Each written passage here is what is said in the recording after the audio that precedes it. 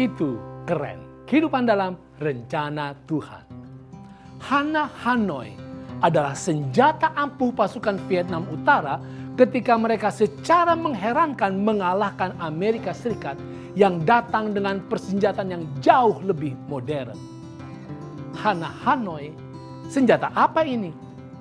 Ini adalah nama seorang wanita penyiar radio yang ditugaskan untuk menyiarkan dan menembakkan informasi-informasi yang akan mematahkan hati dan semangat para tentara Amerika. Tiap hari dia siarkan jumlah kematian tentara Amerika, nama-nama yang telah ditangkap, telah mati, pasukan-pasukan yang telah dikalahkan, panggilan-panggilan pulang dari keluarga, dan lagu-lagu nostalgia. Terbukti banyak tentara Amerika yang kalah dan patah semangatnya ketika mereka sedang dalam pertempuran. Alkitab menceritakan bahwa ketika Asyur mengepung Yerusalem, mereka juga menggunakan strategi yang sama, propaganda. Juru bicara pasukan Asyur, Rabsakeh, mengatakan, "Menyerah saja. Siapa yang dapat membantu kamu?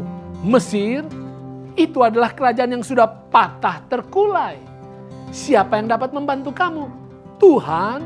Hizkia telah menyakiti hati Tuhan dengan memindahkan bukit-bukit pengorbanan dan mezbahnya di seluruh Yehuda. Tuhan ada di pihak Asyur dan Tuhan telah mengatakan bahwa Sanherib akan menghancurkan Yehuda. Siapa yang dapat membantu kamu? Tentara kalian? Bahkan kalian tidak memiliki tentara yang terlatih untuk menunggangi 2000 ekor kuda. Saudara, di dalam menembakkan informasinya, Rabsakeh sesungguhnya menyatakan beberapa fakta yang nyata. Tetapi hanya data-data yang melemahkan iman dan kepercayaan kepada Tuhan.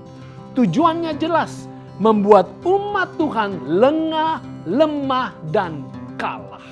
Tahukah Anda bahwa di akhir zaman ini, di era media canggih, di dalam peperangan rohani, setan menggunakan berjuta propaganda untuk membuat umat Tuhan lengah, lemah, dan kalah. Beberapa di antaranya adalah ungkapan follow your dream. Ini adalah ajakan untuk kita mengikuti keinginan kita lebih daripada kehendak Tuhan. Berikutnya, yang penting rasanya bung. Ini adalah ajakan untuk bersenang-senang bahkan untuk hal-hal yang merusak. Yang berikutnya, just do it.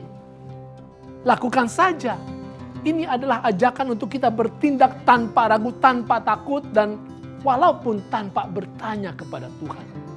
Dan ada berjuta informasi lainnya yang akan membuat kita lengah, lemah, dan kalah.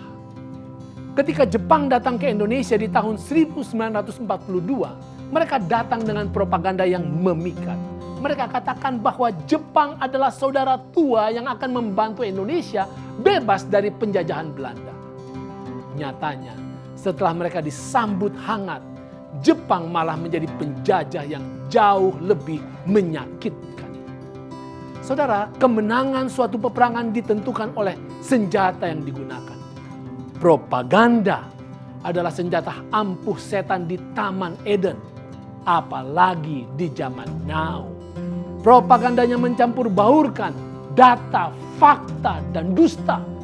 Memikat tapi menjerat. Bagaimana kita menghadapinya?